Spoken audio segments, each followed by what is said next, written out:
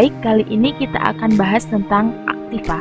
Yang pertama tentang definisi aktiva dan karakteristik aktiva. Yang kedua tentang konsep penilaian aktiva. Yang ketiga pengakuan aktiva. Yang keempat aktiva dalam IFRS. Dan yang terakhir masalah-masalah khusus. Kita simak pembahasan kali ini. For your information, pengarangnya berasal dari buku teori akuntansi karangan dari Profesor Dr. Imam Ghazali dan Dr. Anis Syariri. Penerbitnya dari Badan Penerbit Undip. Selanjutnya kita akan langsung masuk ke materi. Assalamualaikum warahmatullahi wabarakatuh. Perkenalkan, kami dari kelompok 1 ingin mempresentasikan hasil diskusi kami tentang aktiva. Sebelumnya, perkenalkan nama saya Dewi Sinta. Saya sebagai moderator.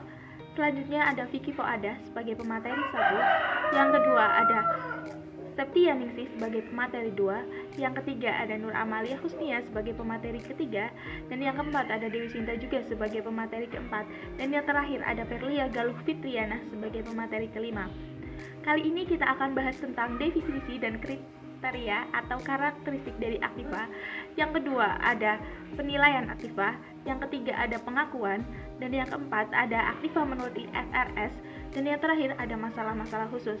Langsung saja kita bahas materi pada kali ini. Check this out.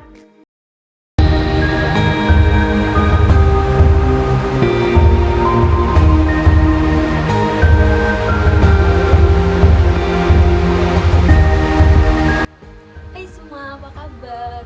Semoga kita semua dalam keadaan sehat ya. Sebelumnya terima kasih kepada moderator yang sudah memberikan saya kesempatan untuk menjelaskan materi terkait aktiva. Kali ini saya akan menjelaskan dua materi. Yang pertama itu adalah definisi aktiva, kemudian yang kedua itu ada karakteristik dari aktiva. Kalian tahu nggak apa itu aktiva? Kemudian pernah nggak terlintas di benak teman-teman semua, apakah aktiva itu semua barang yang dimiliki oleh perusahaan? Kemudian apakah termasuk tumbuhan yang tumbuh di atas tanah suatu perusahaan itu juga merupakan aktiva? Daripada bingung, mending kita langsung belajar aja ya apa itu aktiva. Langsung saja ke materi yang pertama, definisi aktiva. Aktiva merupakan manfaat ekonomis di masa yang akan datang yang dimiliki ataupun dikuasai oleh suatu entitas yang disebabkan karena adanya transaksi di masa lalu, teman-teman. Dari sedikit definisi ini, apakah teman-teman sudah paham? Pasti udah paham kan, dikit-dikit walaupun dikit-dikit ya. Kemudian yang kedua itu ada karakteristik dari aktiva. Karakteristik dari aktiva itu ada 3, teman-teman. Yang pertama yaitu memiliki manfaat ekonomi. Kemudian yang kedua dikuasai oleh entitas tertentu. Kemudian yang terakhir itu ada transaksi di masa lalu. Gimana? Jadi tambah paham kan terkait dengan aktiva? Mungkin dari saya sekian.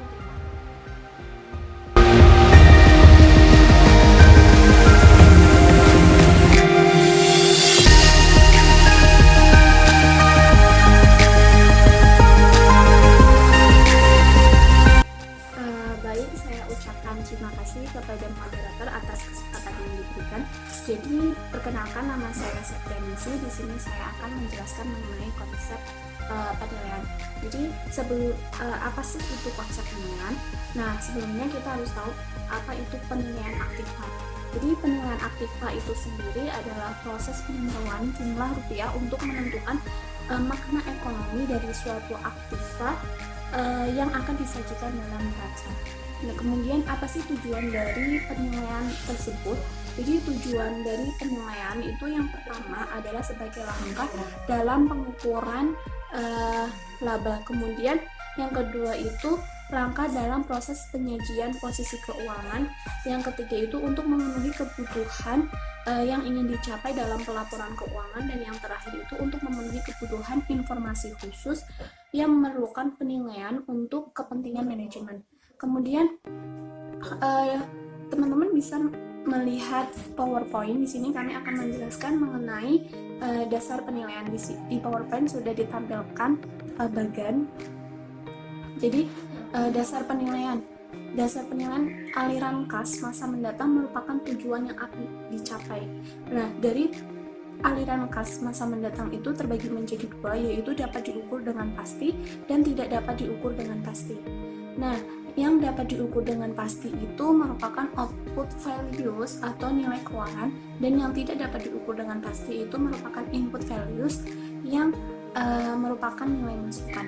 Nah, yang pertama adalah nilai keluaran. Jadi, apa sih itu nilai keluaran? Nilai keluaran itu menunjukkan aliran dana atau kas yang diperkirakan akan diterima perusahaan di masa mendatang sesuai dengan harga pertukaran output atau produk yang dihasilkan oleh perusahaan. Kemudian yang kedua itu setelah tadi nilai keluaran, sekarang adalah nilai masukan. Jadi nilai masukan sendiri menunjukkan jumlah rupiah yang harus dikeluarkan oleh perusahaan untuk memperoleh aktiva atau input yang akan digunakan dalam kegiatan operasi perusahaan. Nah, teman-teman, itu merupakan penjelasan mengenai konsep penilaian. Semoga teman-teman bisa paham. Terima kasih.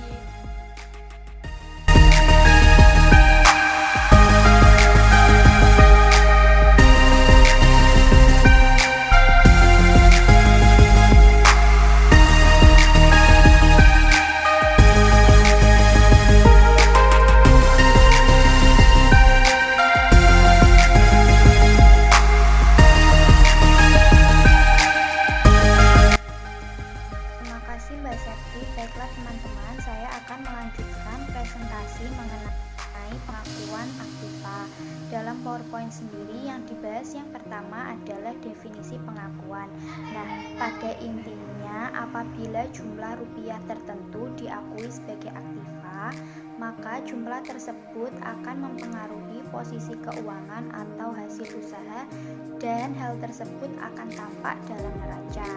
Next, untuk pembahasan kedua yaitu mengenai 4 kriteria pengakuan suatu pos menurut FASB tahun 1984 dalam Statement of Financial Accounting konsep nomor 5. Yang pertama yaitu mengenai definisi, di mana suatu pos harus memenuhi definisi elemen laporan keuangan. Yang kedua, keterukuran. Suatu pos harus memiliki makna tertentu dan jumlahnya dapat diukur. Yang ketiga, relevansi. Informasi dalam pos memiliki kemampuan untuk membuat suatu perbedaan dalam keputusan yang diambil pemakai laporan keuangan.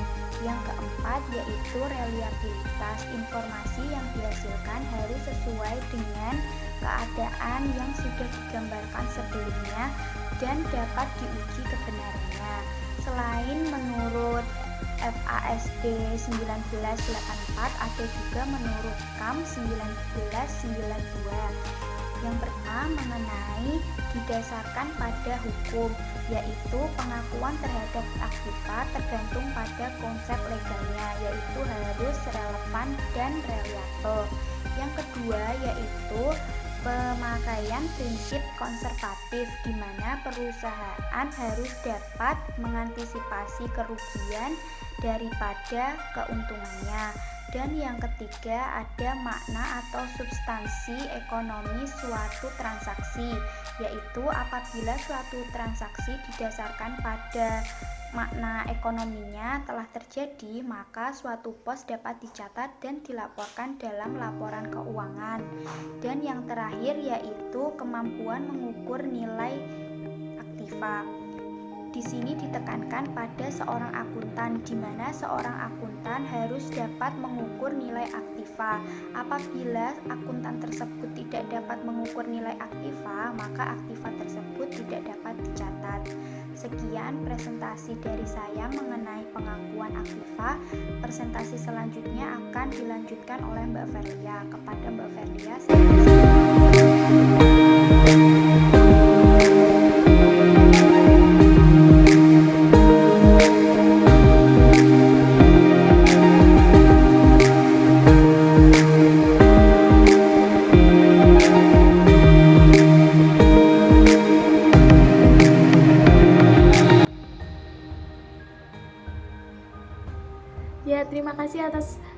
bertanya moderator, kali ini saya akan membahas tentang pengertian aktiva menurut IFRS. Pengertian aktiva sendiri menurut IFRS adalah sumber daya ekonomi yang dikendalikan oleh entitas sebagai akibat peristiwa masa lalu. Nah, IFRS jelas mendefinisikan bahwa aktiva adalah sumber daya dan bukan ultimate aliran masuk di masa yang akan datang. Sumber daya ekonominya dapat berupa apa sih? Dapat berupa yang pertama beberapa aktiva, khususnya jasa yang langsung dikonsumsi dan diterima. Yang kedua, nilai sumber daya lain jika sumber daya tersebut mampu menghasilkan manfaat ekonomi. Yang ketiga adalah hak yang timbul dari kewajiban pihak lain. Dan yang keempat adalah hak yang ditetapkan oleh kontrak, undang-undang, dan sejenisnya. Yang kedua, saya akan bahas tentang pengakuan. Apa sih pengakuan menurut IFRS? Ya, pengertiannya itu pengakuan adalah proses memasukkan di dalam neraca atau laporan laba rugi suatu item yang memenuhi definisi elemen dan memenuhi kriteria pengakuan yang dinyatakan dalam kerangka konseptual. Kriterianya apa aja sih? Yang pertama itu ada kemungkinan, yang kedua ada relevansi dan batasan cost, yang ketiga ada faithful representation, yang keempat ada meningkatnya karakteristik kualitas, variability, timelines, understandability. Selanjutnya saya akan membahas tentang derecognition. Tadi recognition, sekarang derecognition. Apa sih? Yaitu menarik kembali pengakuan. Jadi menurut IFRS itu pengertiannya adalah menarik kembali pengakuan adalah menarik kembali aktiva yang pernah diakui dari laporan neraca perusahaan. Jadi seperti itu. Nah, selanjutnya saya akan membahas tentang cost base. Apa sih itu cost base? Cost base sendiri menurut IFRS atau IASB adalah jumlah kas atau equivalent kas yang dibayarkan atau nilai wajar yang digunakan untuk memperoleh alternatif tersebut pada saat diperlukan atau dibangun. Nah, pengakuan kos aktiva harus disesuaikan sepanjang waktu dalam berbagai cara. Di antaranya, yang pertama itu ada depresiasi atau amortisasi. Yang kedua itu ada bunga accrual accretion atau amortisasi premium. Dan yang ketiga itu ada impairment aktiva. Selanjutnya saya akan bahas tentang current market price termasuk fair value. Jadi fair value sering digunakan sebagai ukuran sekarang atau present value biasanya ya. Nah, dalam IFRS sendiri mendefinisikan bahwa fair value atau nilai wajar sebagai harga yang akan diterima untuk menjual aktiva pada transaksi yang diantara peristiwa pada tanggal tersebut. Nah, itu tadi pengertian aktiva menurut IFRS. Selanjutnya saya akan lanjut ke materi berikutnya. Langsung saja kita ke materi berikutnya.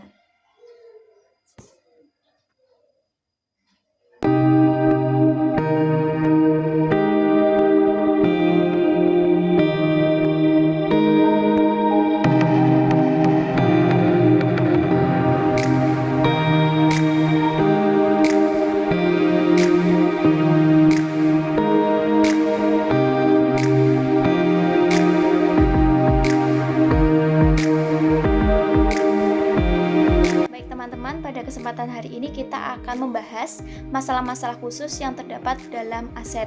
Ada 5 subbab yang akan kita bahas. Yang pertama adalah beban tangguhan, kemudian yang kedua ada kapitalisasi bunga, yang ketiga ada pengeluaran kapital, yang keempat ada aktiva donasi atau sumbangan, dan yang terakhir adalah transaksi aktiva non-moneter. Pokok bahasan yang pertama ada beban tangguhan atau biasa kita sebut dengan different charge, di mana permasalahan yang terjadi apakah beban tangguhan tersebut dapat digolongkan sebagai aktiva atau jenis-jenis beban tangguhan seperti apa sih yang dapat digolongkan sebagai aktiva. Jadi sebenarnya ada beberapa kriteria umum untuk menentukan beban tangguhan tersebut. Yang pertama, apakah kos jasa tersebut merupakan pengeluaran yang sah dan wajar. Kemudian yang kedua, apakah kos tersebut merupakan suatu faktor yang manfaat di masa mendatang itu dapat diantisipasi dengan mudah. Kemudian yang terakhir adalah apakah kos jasa tersebut merupakan jenis pengeluaran yang terjadi secara berulang-ulang atau dilakukan secara rutin. Contoh dari beban tangguhan yang biasa kita temui pada kehidupan sehari-hari adalah beban tangguhan antara lain sewa dibayar di muka, asuransi dibayar di muka, dan lain sebagainya. Yang kedua ada kapitalisasi bunga. Permasalahan ini dapat muncul di sebuah perusahaan apabila sebuah perusahaan tersebut sedang membangun sebuah fasilitas fisik. Dana yang digunakan untuk pembangunan tersebut berasal dari dana pinjaman dan jangka waktunya cukup lama.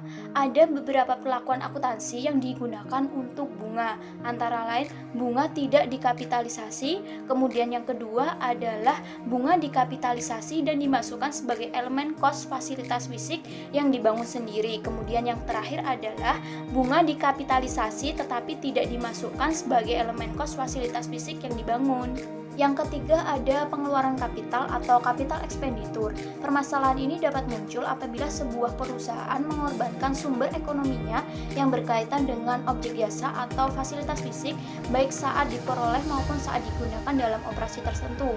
Kemudian ada beberapa aturan umum yang digunakan untuk menentukan pengorbanan ekonomi sebagai pengeluaran, antara lain yang pertama untuk aktiva non moneter yang baru diperoleh atau dibeli. Kemudian yang kedua adalah untuk aktiva yang telah dipakai atau aktiva lama. Yang keempat ada aktiva donasi atau aktiva sumbangan. Permasalahan ini dapat muncul apabila sebuah perusahaan memperoleh atau mendapatkan aktiva tanpa harus mengorbankan sumber ekonominya.